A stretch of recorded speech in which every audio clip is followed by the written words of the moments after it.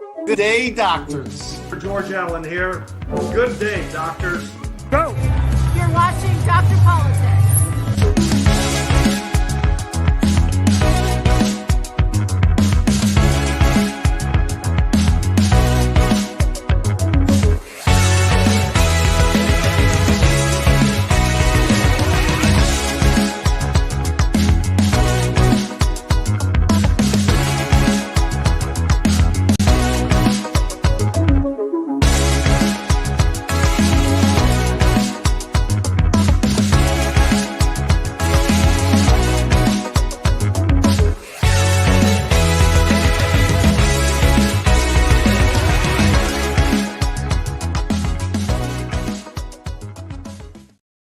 Good Friday evening, everyone. It is Friday, October 20th. 2023 is winding down, and then the horse race starts in just a few months away from Iowa. Yep. And it's been a busy week. Joe Biden fumbled again. I think his press conference last night was a joke. But it wasn't a press conference. It was just an Oval Office briefing address that he did. It was, I wasn't that impressed by it, frankly. Yeah. And a lot of stuff going on. People still talk about the glorious grand salute MDGOP did to Governor Ehrlich. I'm still getting the cards and letters of how great and how everyone enjoyed themselves at that event. So it's, and then looks like we're going to get rain tomorrow morning, Don, here in the DMV. Hopefully it moves out overnight, the rains. Yeah, I've got things. I got to have some people come over to do some yard work that prefers that it will be better weather than today. Yeah. By the way, since you and I live in Montgomery County, Don, I got to hand it to Montgomery County. Not only did they raise our property taxes, but they sent those leaf trucks out. I've seen them on the roads when there isn't a leaf on the ground. Which is like, what's going on here? And then we have, by the way, Don, did you know that Evan Glass, after he raised our taxes, he got a taxpayer-funded vacation to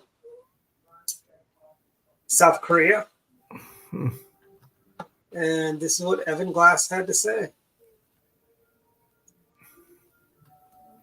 Thank you, Montgomery County taxpayers. My trip to South Korea couldn't have been possible without taxpayers like you. Look at that old Evan with his big smile and we South had Korea.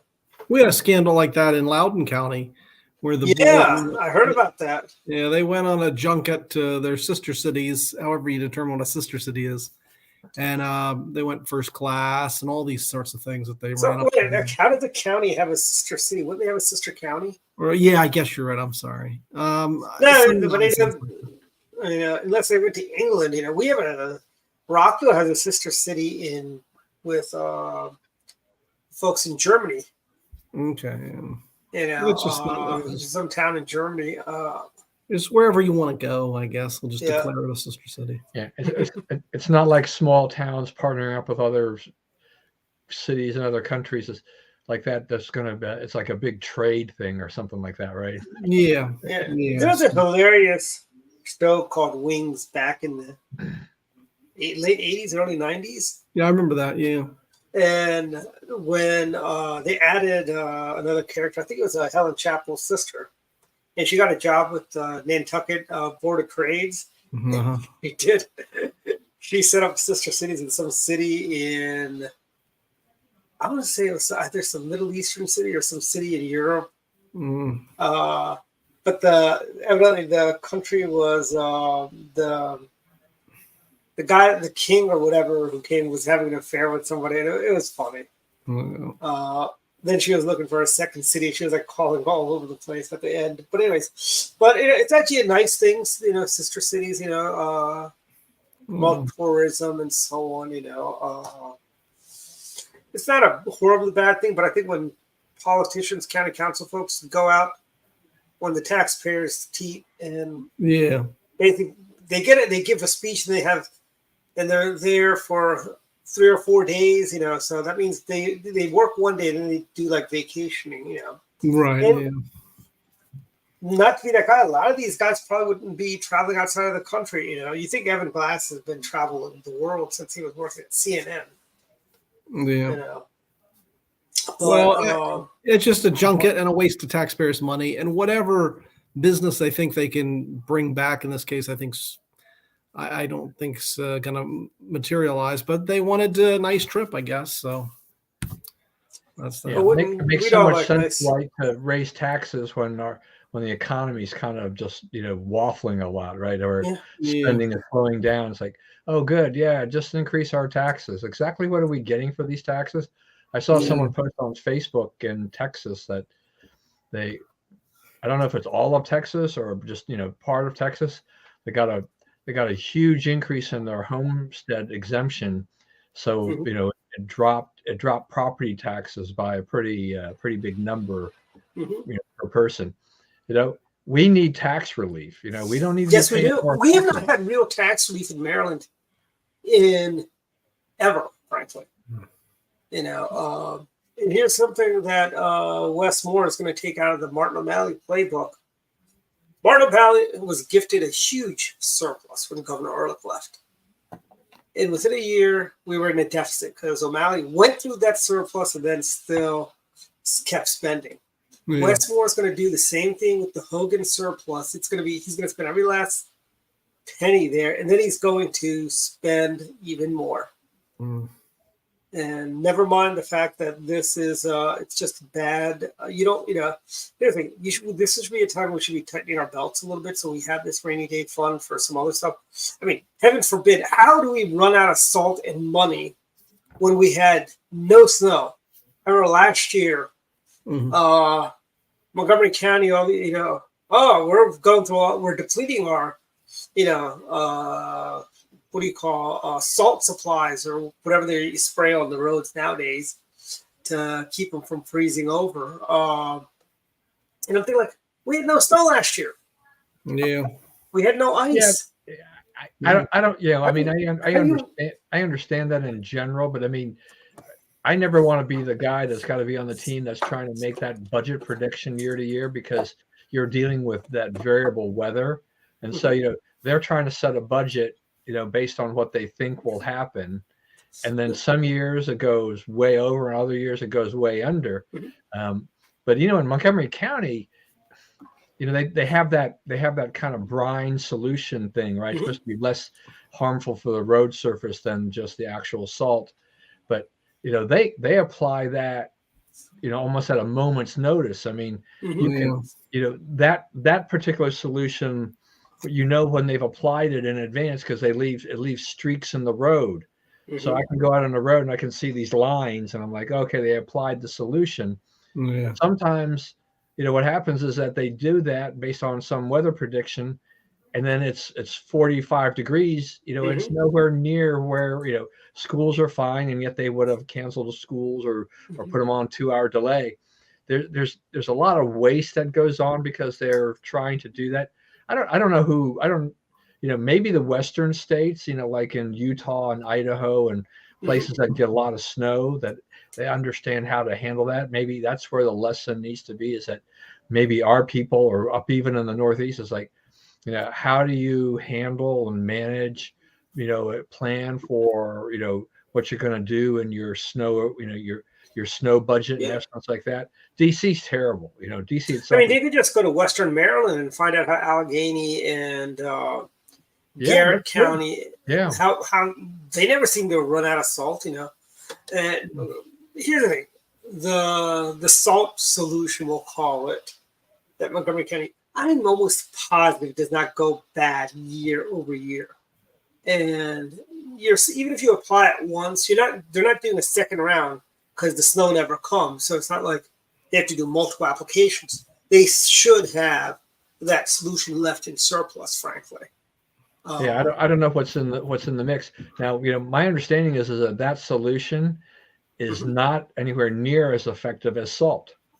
So, it's not. It is not. So they put it down, trying to be environmentally friendly, but it doesn't really give it doesn't really do what it, what. And they salt wonder would why do. the Beltway shuts down when we have snow and ice, and because they're not using salt, At least in the old days, you could see that orange sand salt mix on the roads. It's safe to go on there because it's there. And when the sun comes out, it's going to melt away. I will say that if I when I don't miss the days of sometimes getting caught behind the snow truck brigade on 270 or someplace else. Yeah. And if you weren't far enough back, you were getting pelted by the salt. Yep. It hits the road and it just bounces off. Yeah. Yep. It's like, yikes. It's like, get some car come in front of me, please. You take the brunt of that action. Yeah. Maybe we should do a class action lawsuit against the snowplow folks and MDOT. Dwight, you were saying damaging about our cars. You were saying about tax relief. It seems to me, and I could be wrong, that at least somewhere, early in the Ehrlich administration, I mean, they actually they made an effort to cut the tax rate. Mm-hmm. Now they did that in conjunction, I think, with raising some what we call user fees, like the car registration rates went way up. Though granted, they probably were too low to begin with, and I think they've been fairly stable, in all that time. So that's probably okay in the long run.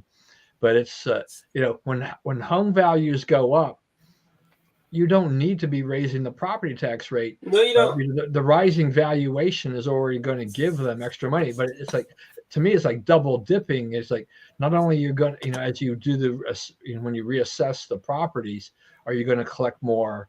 Then you're adding insult to injury by adding extra pennies, to the tax rate, and then costing homeowners even more than that. Yeah. Mm-hmm. And I think what's funny is that over the years, our property taxes have gone up, and they always, every year, I hear the same whiny stories about, it's the children, they're starving, we can't. They need free lunch and the county cuts budget, so we need to raise taxes for the children. The money is going to the schools, but yet our test scores are failing. Our schools are not what they once were in Montgomery County. We're just, a bad school here is just another bad school in the state of Maryland, frankly. That's the same here. Yeah, same here. And we lost because they were out for a year almost, and then the county screwed up, and at least in Fairfax, the distance learning stuff.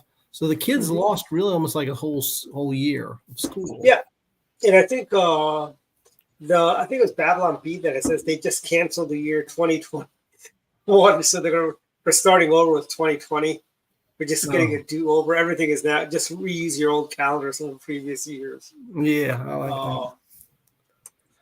But you're right. There's no way you can't say that. COVID, the way the educators treated that didn't, radically affect the students. They have never made up for that loss of time and all the bumbling that goes on and everything like that, thanks to, distance learning and all this kind of stuff. It's, we haven't recovered from that. But those students that are in that mix, they're still behind. Yeah. And you're right. There's no way to tie. It's like you spend more money, but yet you don't really. What's your evidence that it's really improved if you look at declining test scores? Yeah. And I mean, what really has improved overall? I mean, schools in Montgomery County have not been great in a very long time, frankly. And part of the problem is we've had, and you think it'd be easier. I think I hate to say it, part of the problem is the influx of illegal alien students who don't speak English. Yeah. Where, I mean, here's the thing. Kids that are going to work hard and strive, and they're going to do fine in any environment, frankly. Parents that, pay attention to their kids, are involved in their kids' education, they're going to do fine in any environment. It's the kids that are on the fence, the ones that are losing out on this, frankly. Yeah. And COVID lockdowns, this distance learning, it played a big part in that, frankly. Yeah. And the other political correct nonsense, for example, I mean, in Fairfax County, they change so many school names, and it's like $80,000 or something to change a school's name. And so they spend all this money on the things like that. And you got the DEI folks coming in. And so they've got a lot of things that they just got to rip out, focus on educational and basics. But I guess people, at least in Fairfax County, I guess they don't really care, or we'll see. We got an election. Well, I think one of the bigger problems they have in Montgomery County is, what do you call it? Welcome, Susan. Right, Susan. Yeah. And I don't think Susan was with us last week. I don't recall her being on last week. I don't know. Susan, were you watching us last week, or did you watch us in reruns? I didn't hear anything from her. We didn't get comments from her last week. Yeah, that's right. I remember. Oh, maybe she was. Oh, that's right. She told me that she was watching it on the rerun. I think either she was at another event last Friday, but but then again, what could be more important than watching Dr. Politics, frankly? Yeah. But I'm going to go back. I mean, I think Dave, you were saying something about about money and education schools. I mean, it seems to be a pattern for a long time now that what teachers unions and educators, their thing is like, give us more money and we'll make things better. Yeah. It's not the case though, right? I mean, it's like a lot of things. Just because you throw money at it isn't going to make it any better and solve the problem. You need better quality, teachers. You need teachers who are actually willing to, help the students and not just, hope to move up the ladder and get into a middle management, and get a fat cat salary where you don't have to do a whole lot. Our system needs a lot of changes, but money is, just continuing to throw money at it is not necessarily going to be, it's not the be all end all. I agree. Right. Yeah, I agree. Yeah. And I think, one thing that probably hurts the teachers is that it used to be back in the olden days, or much of our country's history, you had a teacher, you had the students, you had some books. But now you've got an army of, and there are many reasons for this, but you have a whole administration, and it continues to grow and grow and grow. And I'm wondering if they tie the hands of the teacher. And so the teachers have to do all these things and all these procedures and all these rules. And I don't know if it helps education. I don't know if it helps that teacher teach the child. I think one of the, that is, I think, the unions are always there, but I think teachers are losing the autonomy they had in the classroom over the years. Yeah. Then again, a lot of these younger teachers like being told what to spoon-fed, what to teach the kids, and not, having latitudes. They're taught basically, the hell with reading, writing, arithmetic. Teach transgender, CRT, and other abominations to the kids. That's their priority, frankly. Yeah. As I like to say, we made it to the moon with STEM education, not CRT. We got vaccines for polio. Well, with STEM education. Well, we have an election here for school board in Virginia and Fairfax. I'm following that one. So we'll find out what happens in a couple of weeks.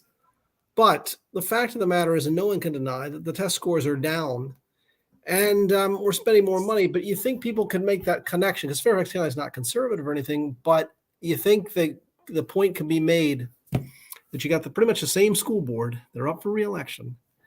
You got more spending, and objectively your test scores are down. And I would just think that that would just be a tough environment to get reelected in. But with Fairfax County, I don't know how far it's gone, but we'll see. We'll see how many lose their jobs. I'm hoping a whole bunch, but I don't know. I'm not that confident. Well, you're the last one on that, because I'd like to get to a few other things, that we've got, but you're absolutely right. Elections matter. If you're not happy with the schools, go and vote them out. Throw the bums out.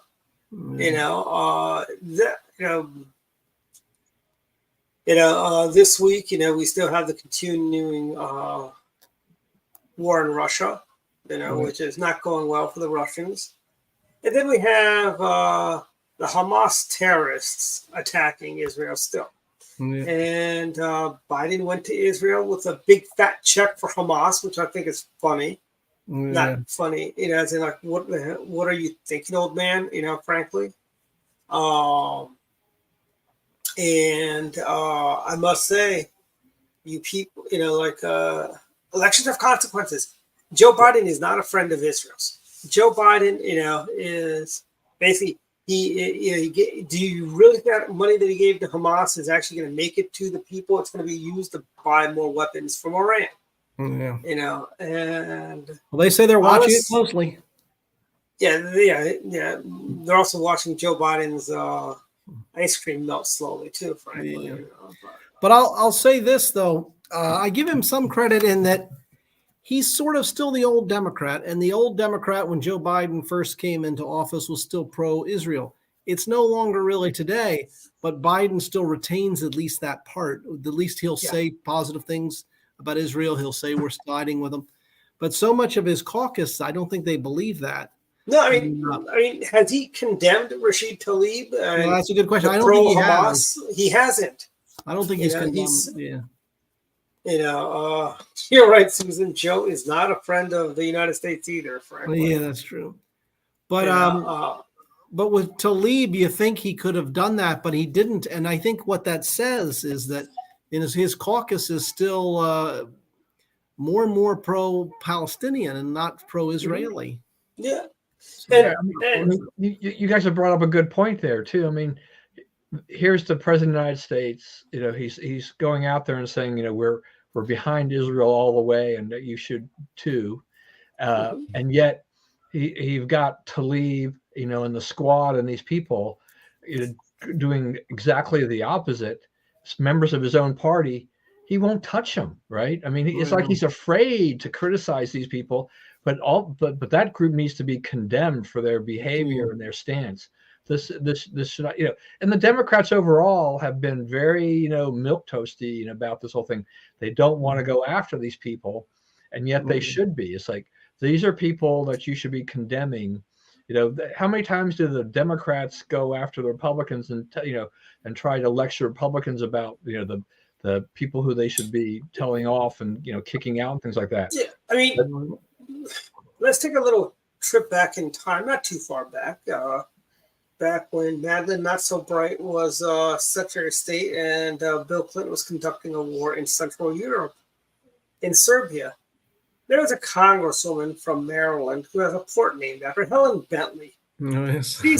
She said on the floor, "I stand with my Serbian brother Slobodan Milosevic." Good, that's not up for debate. But here's the thing: she was royally condemned by Republicans. Yeah. But you don't see any Democrat condemning the squad. Yeah. You had Republicans saying, "Helen, you're going a little too far there." Yeah. But nobody's telling the squad they've gone too far. Especially neither is Kamala Harris. She has not said anything. And then you have the media. Well, the media doesn't hold them accountable. The media doesn't bring these things up or attack Biden. He's given a pass on not condemning her.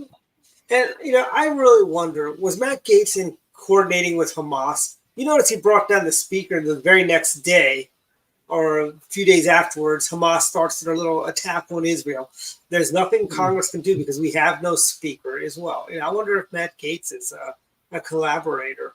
Probably just probably just bad timing, but Tlaib, I don't know if you saw it, but she was pressed a couple times going to her office, and the lady came up, kept asking her questions, and Tlaib first ignored all the, but then the next time she came out, she started answering some questions, and the reporter said, "Do you believe Israel has a right to exist? Do they have a right to exist?" And Tlaib answered, but her answer was very telling because she said, "Coexist. They have a right to coexist." That's not the same thing.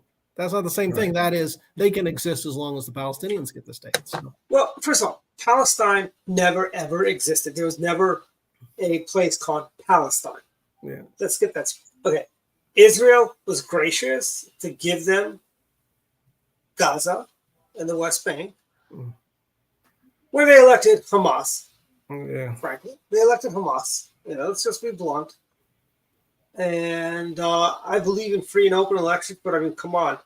You guys are so irresponsible. You vote for terrorists. So I know a lot of people like to distinguish Hamas from the Palestinian people. No, you guys voted for Hamas. You are Hamas, frankly. You endorsed Hamas by electing them year after year after year into power. Abbas is ethically challenged at best. He's nothing more than Hanan Ashwari with a tie, and Yasser Arafat without the headdress that he used to wear.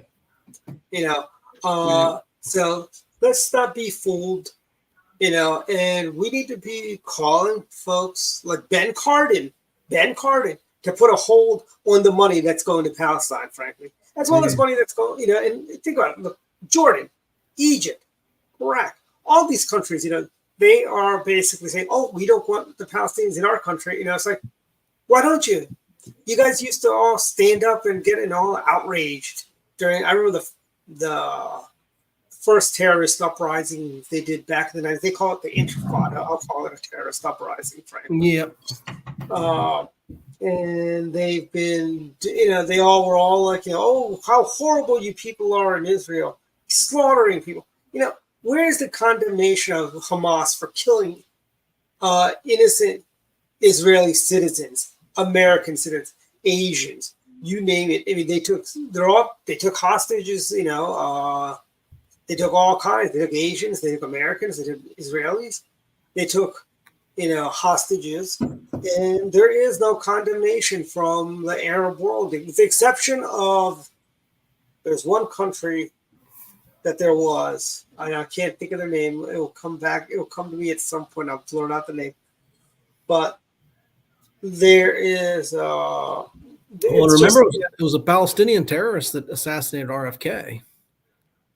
That is true. So we've been a victim of Palestinian terrorism as well. And remember, Palestinian terrorists also executed Anwar Sadat for signing the peace treaty. Yeah. Okay. Actually, that was the Muslim Brotherhood. I'm splitting hairs here, I know. But that was the Brotherhood, But it's got to be a concern because Israel, Peggy Noonan had a good column today about it's just a little more difficult maybe for Israel than in the times past because now they've got Hezbollah stirring and you may have a problem in the north in Gaza. And let's face it, I think and it was a big intelligence failure as well. Yes. So I tell you this, I think it's time, Israel takes the gloves off, basically knock the stuffing out of Hamas, beat them down like we beat the Nazis down. Yeah. And the JV team, ISIS terrorists, the JV team, according to the Obama Biden administration. Biden referred to him as the team as well. The other team, he called them. Yeah, the JV team. Yeah. Yeah. So let's not forget this. And those of the Jewish faith, remember now who's standing with Israel, who's not standing with Israel. Remember that when you go vote next November. Yeah. You've got, and then the other people I've got no tolerance for those people that think, oh, this is just a proxy war to help the military-industrial complex. It's like, go stuff it, you guys. Just shut up. They're anti-Ukrainian. They're anti this. It's like we're not isolationists, frankly.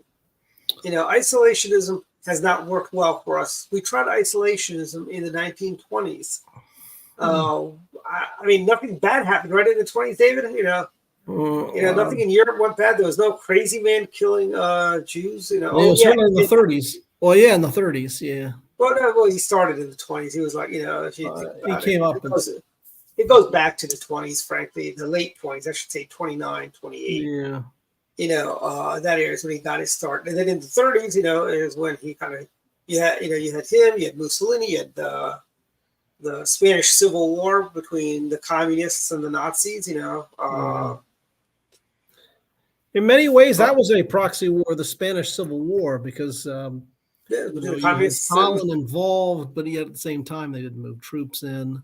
Yeah. But they were funding the Spanish communists, Yeah, remember you had American lefties go over and fight. You had some famous cases of that as well. But the other thing to remember is the Gaza, the alleged bombing of the hospital and the media bias there. Oh yeah, remember everybody was quick to Yeah. condemn Israel, and I didn't see too many articles and how when it was discovered. Oh no, it was Hezbollah's malfunctioned rockets that Yes. did that. But I another think reason, Al Jazeera is the only one that actually had video of that. well, Rashida Tlaib took that. Remember, there was a protest where they occupied the Capitol. Oh yeah, wait, And that it was all an based insurrection, on- wasn't it? Yeah, Was that an insurrection? Yeah, Morning Joe didn't talk about that. I don't think. You talk about that, But- and they didn't talk about October 20th. How our democracy was threatened by all those folks. Just saying. Yeah, but it was all on sort of the disinformation, though. Of Did anyone get arrested, by the way, David? Did they arrest these people? Did they arrest them or tear gas them or anything? Yeah, I don't think anyone's sitting in jail, languishing in jail right now over that one. But hopefully everything will be okay. Israel can be okay and wrap this up. I don't know. Yeah.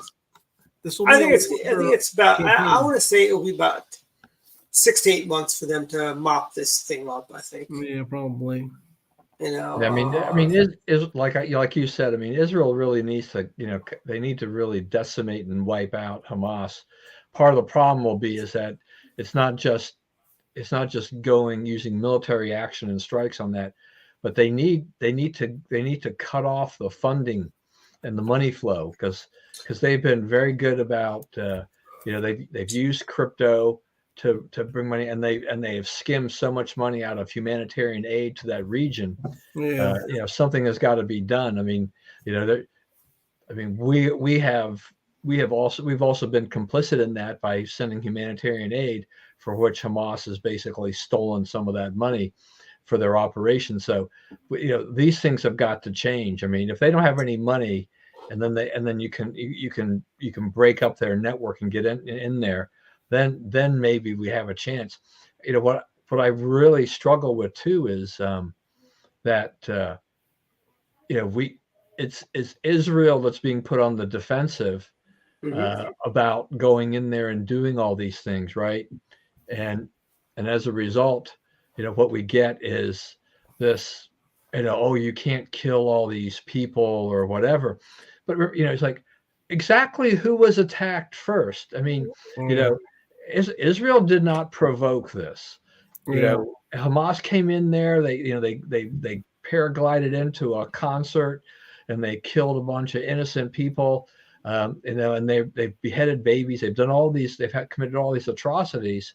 But yet, it's Israel's responsibility to make sure no civilians in Gaza, get killed. It's like, excuse me, no. Look, their country was attacked. They need to defend them. They need to do whatever it is. And unfortunately, if Hamas is forcing and using civilians in Gaza as human shields, you can't just hold back and let them get away. You're going to have to take decisive action. And like you alluded to earlier too about the intelligence failure.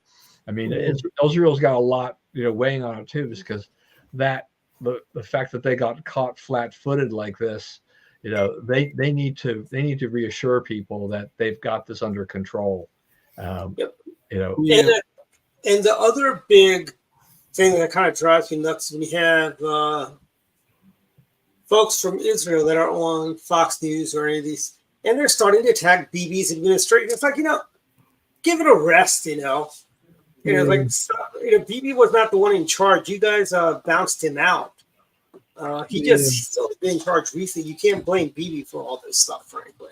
Yeah, and then the lefties use this too because they don't like Bibi, so they try to. No, they don't like Bibi. They do not. I mean, they like that. I mean, here's the thing. This is Ehud Barak is responsible for a lot of this stuff that's going on right now. I think Israel never should have left Gaza. They should have basically just kind of kept building new settlements in Gaza, and they never should. Because frankly, Gaza is a hornet's nest, and basically you got to do what you do with hornets. any of those types of, you got to decimate them. You can't just, coexist with a hornet's nest next to you, frankly. Yeah, I mean, and look, Netanyahu's got to do something here. I mean, the intelligence failure part of it will definitely weigh on the public and him as well. Mhm. But he can turn this around. I mean, he can turn this to his advantage, considering how many elections, Israel has had in the last few years. Yes. They're trying to no one, trying to form these coalition governments. Netanyahu can get the upper hand here if he handles this correctly. If he really goes after this forcefully, and he shows Israelis that, he is a strong leader and he's going to do everything he can to take care of, Israel and protect the citizens. I think that, that can do him a world of good. You hate to have war be a reason for something like that, but, history is replete with people, war heroes leading countries. Winston Churchill. Yeah. I mean, so that can help people as long as they show they can handle this and they take strong action. So he cannot sit back on his hands on this. They have to move forward. And I think even the opposition, in Israel, this is a united front that they need to have, right? I mean, this is now, Israel against a bunch of terrorists. There is no middle ground here. You have to do what you have to do. Mhm. And for us too, the U.S. I mean, we've had Americans killed. We have. I tell you, this is American actually a really good opportunity to decimate the Iranian nuclear program. This is we could justify taking out their nuclear reactors right now, frankly. But we've got a spineless president, so that's never going to happen. Yeah. Well, don't forget the $6 billion that they're going to have access to, their money for humanitarian aid, right? Yeah. We trust the Iranians to humanitarian aid. We just saw what happened with Hamas, what they've done how they siphon money off. Mm-hmm. And it's this they're watching that money too, Father David. They're just letting they're keeping Joe Biden's got his other eye on that power catching his. Yeah. So I wonder if some of the stuff gets what do you call it? If they're going to take they'll have any of that money end up in Hunter Biden's bank account. I don't know, but this is another good reason of why we need a speaker, because we should be using this time to hold Biden accountable, but also to go after Tlaib and the others that refuse to denounce Hamas. But when we have this battle going on, the speakers, it just makes it tougher for us to respond. So that's why that's a tragedy. Yeah, I mean, Matt Gaetz is just totally blown up the party. I mean, the fact that McCarthy agreed to the whole, one person can do this thing was a huge mistake on his part. But 15 votes. I mean, you got to give something there. But come on, we spent over 2 weeks in this morass. Are you telling me that we wouldn't have been better off with Kevin McCarthy at this point in time? I mean, absolutely. And Jim Jordan is thrown in the towel now. Jim Jordan is thrown in the towel. Yeah, because he's going backwards. I mean, there's not enough support for him. Yeah.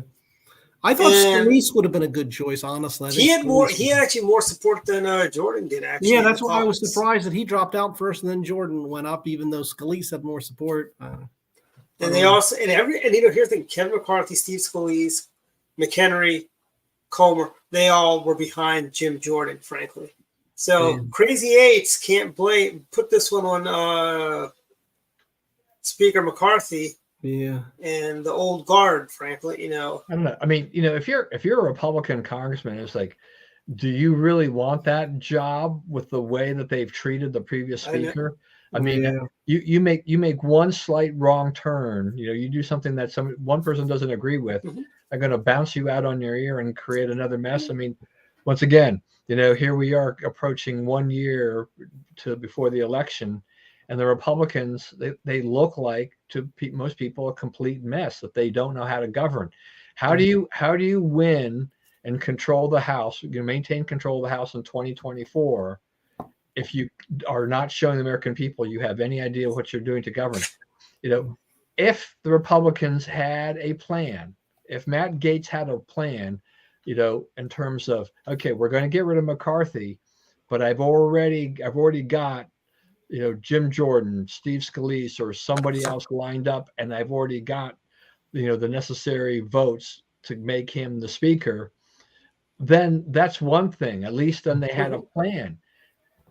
But there's no plan. I mean, there's just no plan. chaos. Yeah, at least when Bob Livingston challenged Newt Gingrich, he had a plan. He had the vote, and there's nothing wrong with challenging the speaker.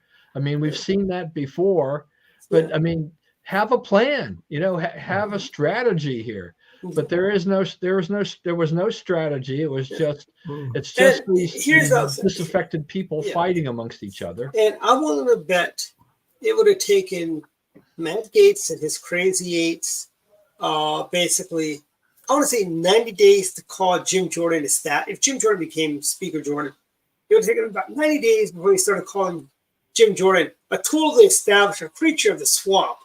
It's like this is getting old. Yeah, that's what I was saying. It's just like you're almost kind of crazy to do this. I mean, in one sense, with all the chaos going on, you kind of reluctantly say, okay, I'll run for the good of the party because we've got to do something and the good of the country. Yeah. But on the other hand, you're just walking, into a landmine situation where that trigger is, it's a hair trigger. Mm-hmm. So, a Matt Gaetz could call and do it again. I mean, how do you actually operate as a Speaker of the House if you've got, after what Gaetz just pulled, that this could happen again? How do you really pull things together when you're trying to do something to keep things together? I understand the general idea of McCarthy, maybe going back on some things that he had promised and not sticking to the fiscal constraints that the hard right really wanted. But there's a practical side to all of this. The hard right just discovered fiscal constraint too. Yeah, that's funny. The hard right just rediscovered fiscal conservatism because I remember they abandoned it during the Trump years. Yeah, they abandoned it during the Bush years too. Remember the bridge to nowhere? That was our guys. The bridge to nowhere. And then they kind of find it's kind of like I don't know. Do you guys, Don? Do you remember the old Montgomery Journal newspaper? Sure. Yeah, we had the Fairfax Journal. Yeah. Yep, I remember in 1988. They had this thing about because that was back when Maryland was part of Super Tuesday, and there's an article about how Democrats find God when they go to the South, and it's kind of like Republicans find fiscal responsibility when we're not in charge. Yeah. I mean, they're. I don't know. I kind of wonder under Trump, whether or not Republicans would have gotten very far if they had tried to preach their fiscal conservatism type of thing like that, because Trump surely didn't seem to care. He was trying to. Trump liked to spend money too. He did not. He was not shy about spending money. Yeah. So they're trying to go back, but after years of not doing anything, that's a tough road to hoe to say. By the way, this is what we've always believed. Well, where have you been? All this time, and there are some that will, that will be able to do it. There's some districts that want to see that, but I think there's a lot. There's, just that federal money is just such a lure and such a drug for these guys. It's hard for them. Yeah. I mean, remember Bob Walker of Pennsylvania? Yeah, I remember Bob Walker. He never wanted to see a dime cut from the federal gas tax because he said bridges and roads will start falling down in Pennsylvania. Yeah. Bob Walker was the roads congressman. And I mean, roads is an ROAD, not RHOD. I don't think I've taken a single trip through Pennsylvania without road projects all throughout somewhere in the state. Yeah, I think so. From 98, when I'd go to upstate New York in 1998, there was road construction before Harrisburg on Route 15. There was road work on 81 around Hazleton, Scranton, the Hazleton area. Then there was road work around Scranton, Wilkes-Barre, and they had road construction all the way until I got into the state of New York. And then in New York, there was potholes and stuff like that. But it's upstate New York. Well, I remember driving in Pennsylvania. It's been years, but the roads were not very good. So I do think there's something to Bob Walker's. But I think when I went to Cleveland, I took the Pennsylvania Turnpike all the way from Breezewood all the way over to no issues, no constructions, because Pennsylvania Turnpike used to always have construction. But yeah, I have seen construction on the other side of the Pennsylvania Turnpike going towards Philadelphia and New Jersey. yeah. And I find that we've also got we're better about spending money, but we're not, much better. We're better. We're more responsible. And remember, in fairness to Trump, we did have the virus, and we shut down the economy, and we're sending out $1,000 checks to everybody. Yeah. So the budget got out of whack. Remember, I think President Bush 43 would have been the fiscal conservative president if we did not have 9/11, frankly. Well, and the Iraq War, yeah, that was all part of 9/11. It's all a collateral effect. 9/11, which And Biden, to your point too, Dave. I mean, Biden has used, the Trump deficits to say, how much progress his administration has made, without any context about the fact that, those budgets, were inflated if because of the money that they had out there, and then all Biden did is that they spent less. They spent less. They didn't have to spend as much. They still spent money unnecessarily. Yeah. If they were really doing a good job, they wouldn't have passed all those, spending bills that, are costing us a ton. Yeah. And if Joe Biden got his budget, we'd be spending more than the Trump era, frankly. Yeah. And by the way, if we don't get a speaker, does that mean the government's going to automatically shut down?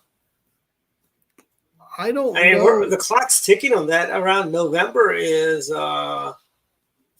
when they need to come up with a budget or another CR or something. They'll probably have to do a CR. I can't believe this will go on too much longer. I think they'll find someone, or maybe get McHenry to stand in. No, they'll find someone, but that's dead. Much time, so it'll have to be a CR, which shows that the Crazy Eight really backfired because they were complaining about responsible for deficit spending. Matt Gaetz is responsible for crazy deficit spendings. Yeah.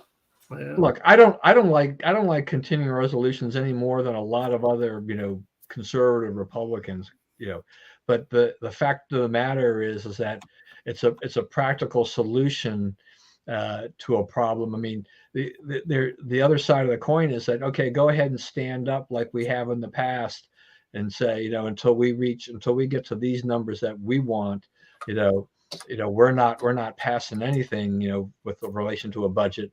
Then we go through that, government shutdown, which does absolutely no good, in the long run, because when they do reopen the government, everybody who wasn't paid gets paid. Nothing really changes in the end, and Republicans lose votes and lose elections. Mm-hmm. So, to me, if you're McCarthy, you're looking at this and you're looking at the bigger picture and like, okay, we're going to do what the Democrats have always done. We're going to kick the can down the road and see if we can't find a better solution. Matt Gaetz, doing his knee-jerk reaction and getting rid of McCarthy has only made things worse. If Gaetz thinks that, by doing this, that he's ended any hope of a continuing resolution, he really is nuts. Yeah, I agree. It's like, I think that's, if we do not win the White House next November, if we don't take the Senate next year, if we lose the House, I'm blaming Matt Gaetz for it, frankly. It's Matt Gaetz' fault and Crazy Eights, Yeah, I mean, there's still a lot of time to turn this around because voters' memories. Luckily, voters' memories tend to be very short term. When we get till August, September of next year, that'll give us a much better clue as to which way things are going election wise. Because if the economy continues to soften, if we do hit a recession of any kind, even if it's just a short one or a mild recession, those things will kind of be weighing on voters' minds. I mean, they're I think we've seen enough from Biden. I think voters have seen enough from Biden that economy turns south, jobs, how people are doing personally will be a bigger issue than it has been lately.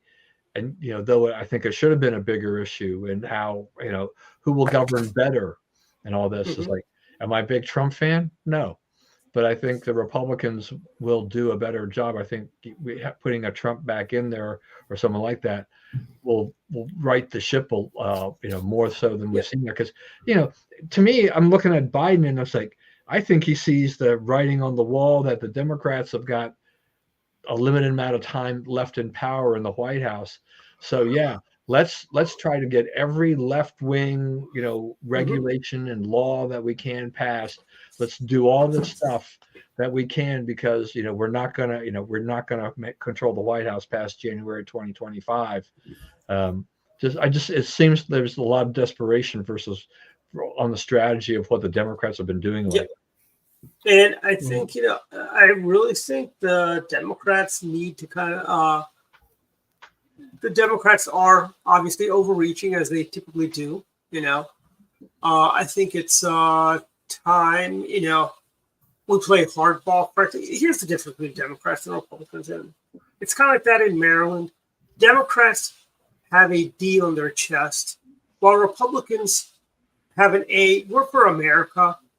We're for what's best for the country. We're for freedom and democracy. While Democrats could care less about people being slaughtered around the world, frankly, or people having to pay $5 or $4 or $3 plus for gasoline, or people paying hundreds of dollars for groceries when they used to only pay, say, $100 for a week's worth of groceries. They could care less about those people. They care about their special interests, the environmental wackos, and everyone else. That's who they care about, and that's why, Democrats are far worse for America. And as Mark Levin's book, the Democrat Party does hate America. They really do. Everyone should buy that book. It's a great book, by the way. Yeah, I think you're right about that. I mean, I think that there's that undercurrent, with how they're doing that, and all of this. I'm kind of, here. One question I want to ask though, talking about just some of the things that Biden has said, like, he used that talk last night to pitch for more aid, and it was several different things. First and foremost, he wanted like 61 billion whatever to go to Ukraine, and then some money to Israel, and then some to Taiwan. So that came into like 82 billion total out of the 105 that he wants for everything. But I'm beginning to wonder, with the way things are going with Russia and Ukraine, and that Ukraine is really not making any big progress, as to whether or not the Republicans and other people are beginning, that have already complained about aid to Ukraine, are just saying, we're kind of tired of this. How much longer are we going to go on with this? Whereas in the beginning of this thing, I would always poo-poo it. It's like, no, we need to supply Ukraine with everything. Now I'm just beginning to wonder, if all this money, is it worth it? And will it really do any good? Can Ukraine win this thing without something like U.S. military support with them? And I'm talking about troops on the ground to beat back Putin and just put him in his place. It just seems like we're kind of just having this little back and forth between Russia and Ukraine. But I think as much training as we've given them, as much money and material as we've given them, I think U.S. troops or NATO troops, if they got involved, it'd be over. I think I think Ukraine on its own, as long as we keep giving them the weapons, I know Joe Biden loves giving out those cluster bombs, and so on. Well, if we keep giving them, they will be able to, I think, in about 18 months, and that's the thing, Americans have a stomach for us funding and sending weapons for 18 months. I mean, we bankrolled UNITA in Angola for 5-6 years, We bankrolled the Contras for, I think, almost a decade before they were able to expel the Sandinista government. Yeah, but I think one of the differences between those types of things, where we were willing to put out money and aid, for a longer period of time, is that we're in an information age, 24/7 news and everything like this. Yep. With all the stuff that goes on, it's almost like minute by minute reporting. It's not something where you had to wait for the morning paper to find out what was going on. Information travels so much quicker. So I think it's very easy to wear down the patience of the American people. That's what happened. Remember, do you think, okay, going back, the Crimean War was the first media war that was ever, reported. It was on the papers, you had photojournalists out, reporting on the Crimean War. So that was the first war Americans really saw, but it was still a slow thing. It took 2-3 days to develop the film. It'd be about a week before it would hit the New York Times or whatever. World War II, same thing. And there was also censorship of the media at that time during World War II, where they just couldn't willy-nilly say, oh, we're planning to invade at Normandy on June 6th, like today, there is no restraint for the media. They will, I remember when President Bush was doing the operations, it was in Somalia, and the CNN reporters were there with cameras on the beaches as the Marines are coming into Somalia. When President Bush 41 was war, and that was the one where he got a lot of criticism for not helping Somalia because there's no oil there, blah blah blah blah blah.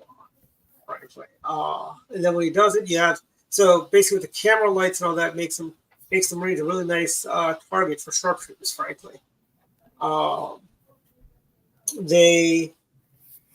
and now we're in the information age where 24/7. Vietnam was the other one. That was the one where you had the rapid news cycle, where Americans were getting a daily body count, and that's kind of where wearing that down the folks. It was a lot worse than Korea. And then we had the first Gulf War, where things got done really fast, and it was done very effectively, and so on. And then we had the second Gulf War and the War on Terror. Every day, there was a building on K Street that actually had on the side of the building how many Americans that have been killed or wounded since the War on Terror. They said since 9/11. And I'm thinking, what is the matter with you? You are basically aiding and abetting the enemy when you do stuff like that. Imagine if somebody had a billboard. This many Japanese were killed since Pearl Harbor. Or this many Germans have been killed. And we bombed Dresden into the Stone Age. We bombed Tokyo into the Stone Age, frankly. We woke up Godzilla from his slumber. Figuratively speaking. In there during, World War II. Would Americans have changed their mind in the 1940s if they saw a steady drumbeat of how many Germans were killed, how many Americans were killed every day? Would they have, or World War I? That's another one. That was the Civil War.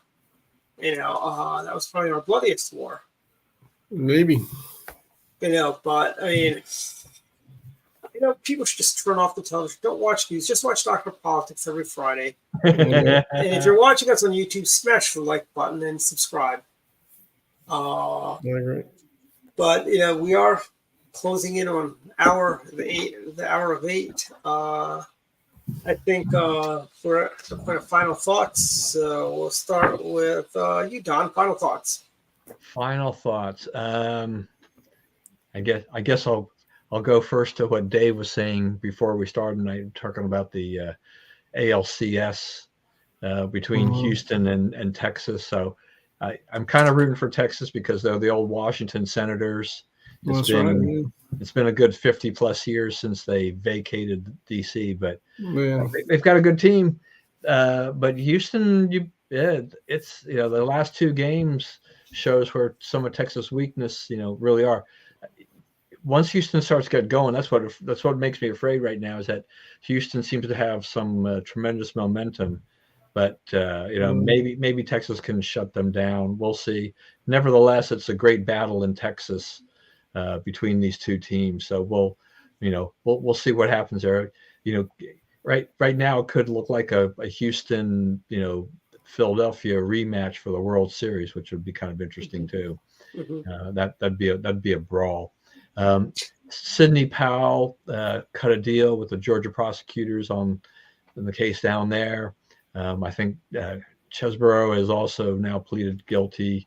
Those are not great signs for the Trump side of things. But I mean, I've met Sidney Powell in the past before she became famous, and she used to hit the circuit trying to hawk her book and everything like that and all that.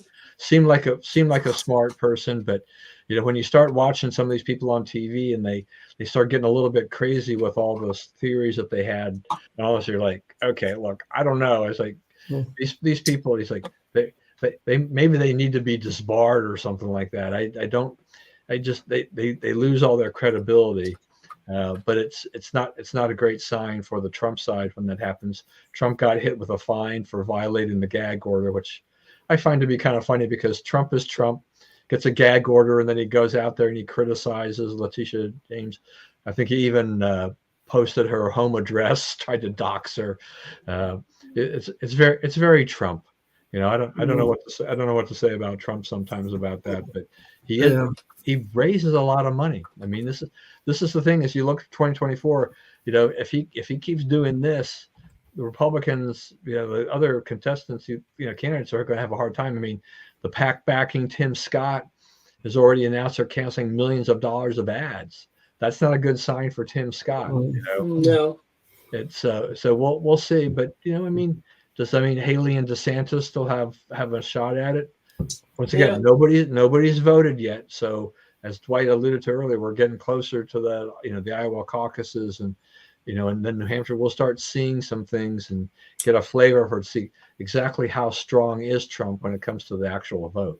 And let's remind people: New Hampshire picks presidents, Iowans pick corn. Well, It's the same. The Democrats don't want to have anything to do with Iowa, pretty much, right? They shifted their focus elsewhere. Yeah, they put South Carolina ahead of them. Yeah, it's left the Democrats in Iowa kind of out in the cold a little bit, so they don't quite have the same sway as they used to have there. But if you look at worldwide elections, I mean, Poland looks like their election went a little bit more towards the center, which is fine, probably. I don't think it's not going to change the support of Ukraine and everything like that. But New Zealand did what I think a lot of people thought was going to happen after Jacinda Ardern resigned earlier this year, is that Labour got dumped. So it's the Conservatives' turn again to see if they can govern. But whenever the UK is going to hold theirs, what it'll be, was it next year or the year after? When I can't remember what year they're holding theirs, but the Conservatives need to turn that around quickly because they're probably looking at getting hit pretty heavily. Labor will rise again when the next election hits unless they turn that around big time. And here's something that I know, the old saying, my old history teacher, Mr. Bridges, would always mention an old saying in Europe: when France sneezes, Europe catches the cold, right?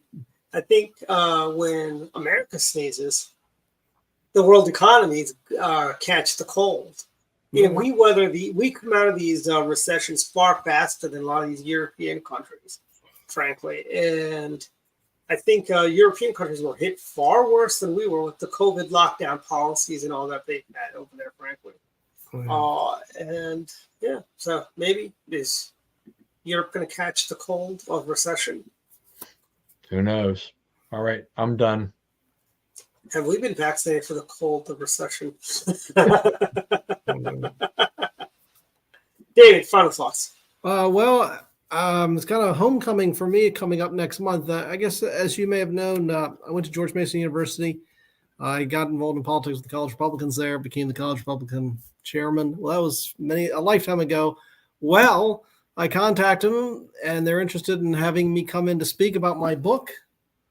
Awesome. Consequences, Cautionary Tale. So it'll be a bit of homecoming, like I said, for me. I'm just worried. I don't know if college kids buy books. No, they do. I mean, you need to come on out to.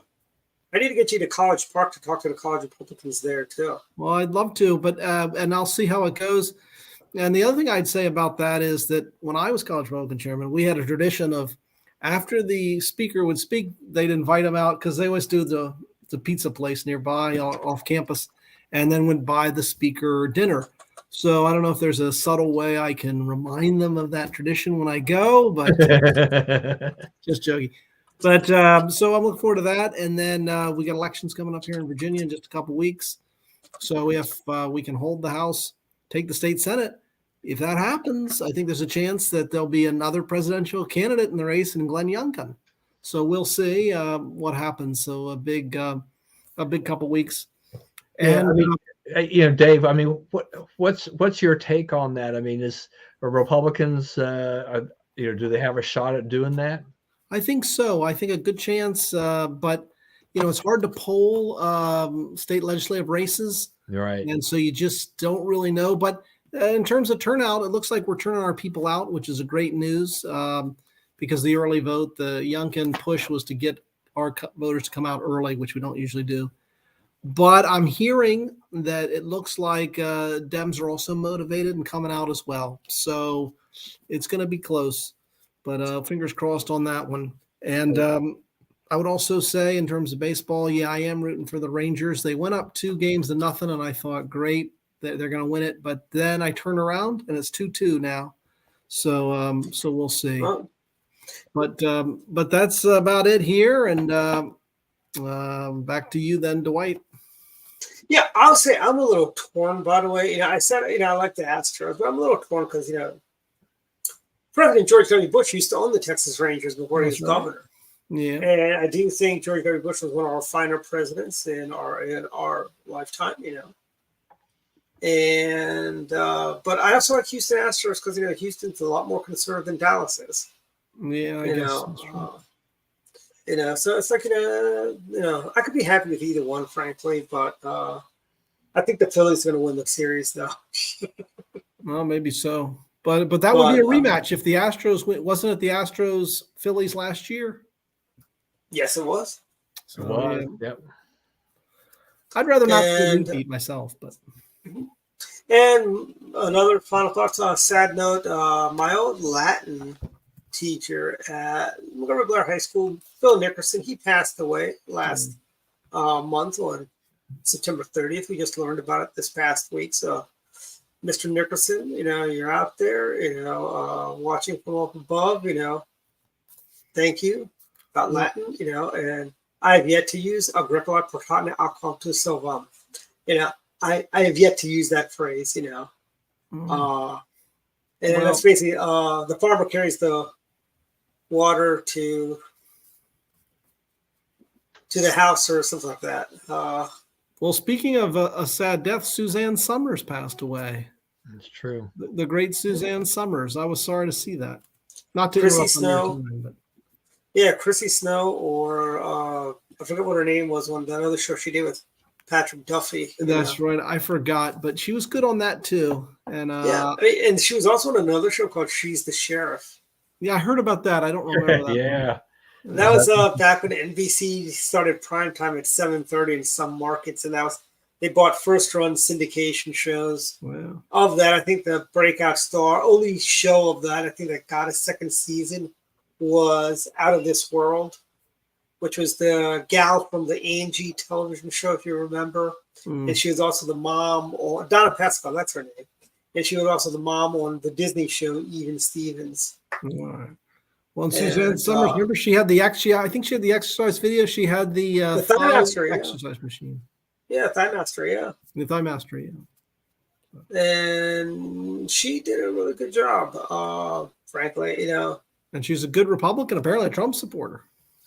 Yeah, I mean, I think, there are a lot of people that surprise, like, Rosie and Barbie and Trump supporter kind of surprised me, considering she used to bash President George Bush 41.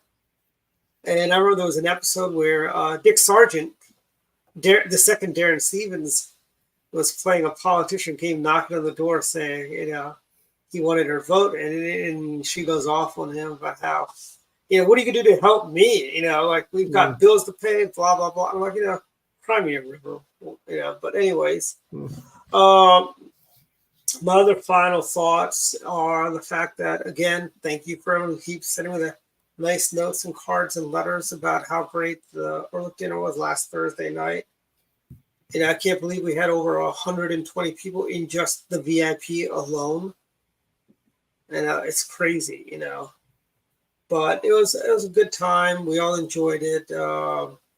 And the other another final note is that we have our Republican Club is doing a fundraiser on November 2nd.